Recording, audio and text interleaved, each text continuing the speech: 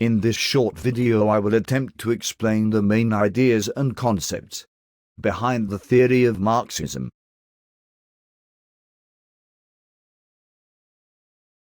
In your session, you will have been handed extracts taken from the Communist Manifesto.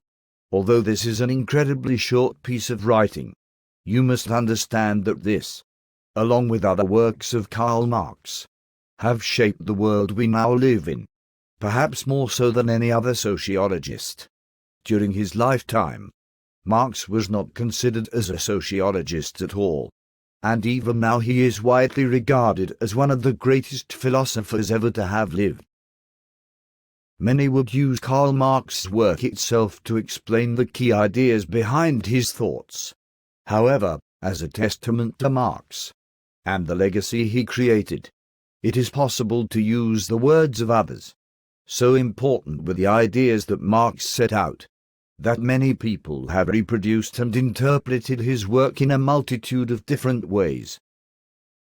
The way in which I would like to explain the key ideas is by reciting a speech given by a pig.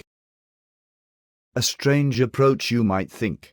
However, the book from which this speech is taken is Animal Farm by George Orwell.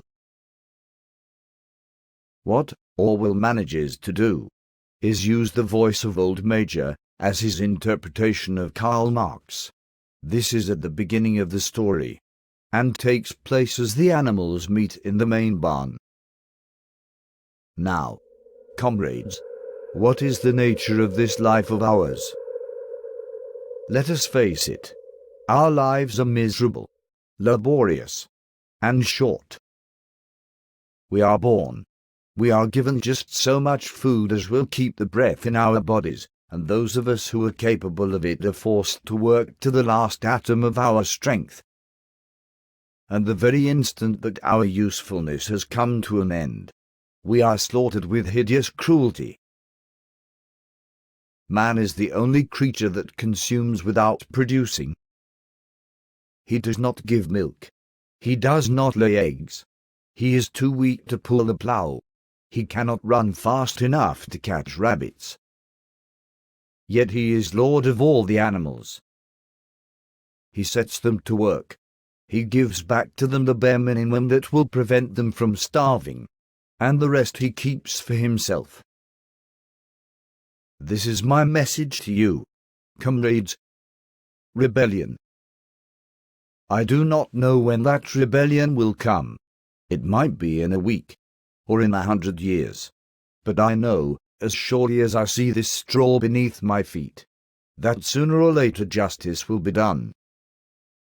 Fix your eyes on that, comrades, throughout the short remainder of your lives, and above all, pass on this message of mine to those who come after you, so that future generations shall carry on the struggle until it is victorious.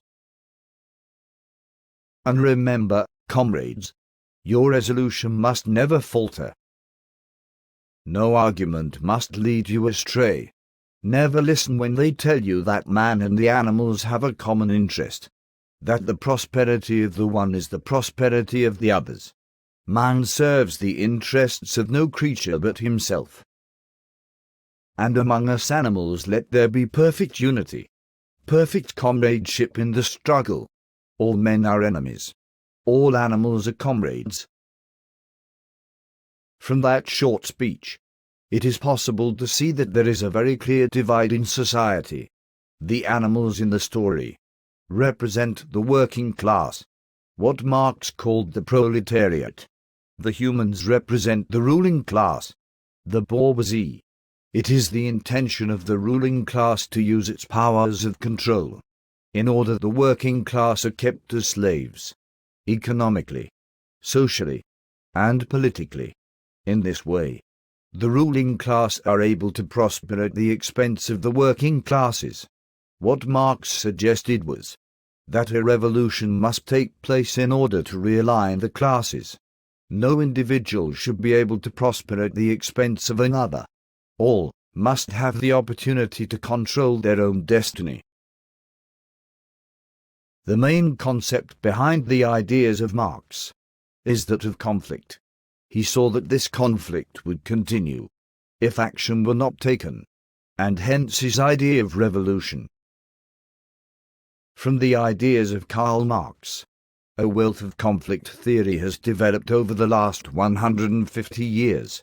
In the middle of the 20th century, this led to the emergence of feminism and Marxist feminism, movements that set out to resolve the conflict between the superior position in society of man and the inferior position of women. The work of Marx has been heavily criticized, and we will go on to examine some of the flaws in his theory.